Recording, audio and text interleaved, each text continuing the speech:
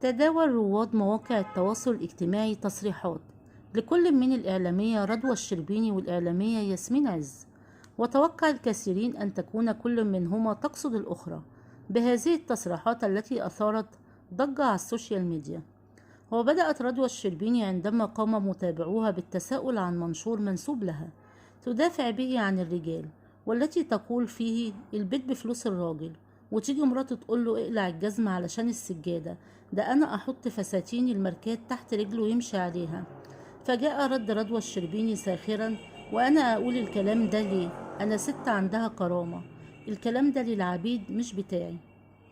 وجاء رد ياسمين عز بعد ذلك على ستوري عبر حسابها الرسمي وقالت: كرامة ايه يا ام كرامة بلاستيك اطرافها مطاط، تمط وتنكمش حسب المصلحة والظروف المحيطة. مادام بليز وقعت منك كرامتك اخر مرة هناك، ابعتي حد عندك يجيبها قبل ما تسيح في الشمس.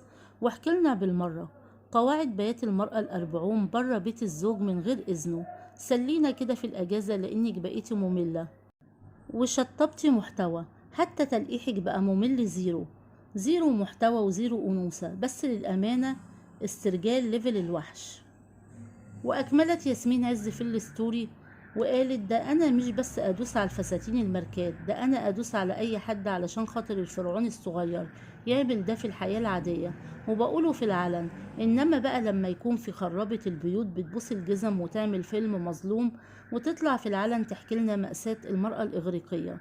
كده انت محتاجة علاج يا مدام، روحي تعالجي يا مدام، في تشوهات نفسية وشياط وغيرة ويأس بدأ يتجلى ويتفشى ويترعرع في الأنحاء.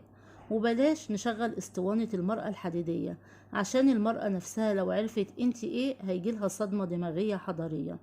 ولم تتوقف ياسمين عز عن الرد على رضوى الشربيني كما توقع الكثيرين انها تقصدها، بل واكملت باسلوب التهديد: بقولك يا خربت البيوت العمرانة، جربي حطي اسمي تاني في تلميحات او تلقيحات علشان هنفرج الدنيا كلها عليكي وقتها. انا هدوس على اي حاجة تاني غير الماركات، وهو بالمرة نحكي الحكايات ونسلي الناس في الاجازات.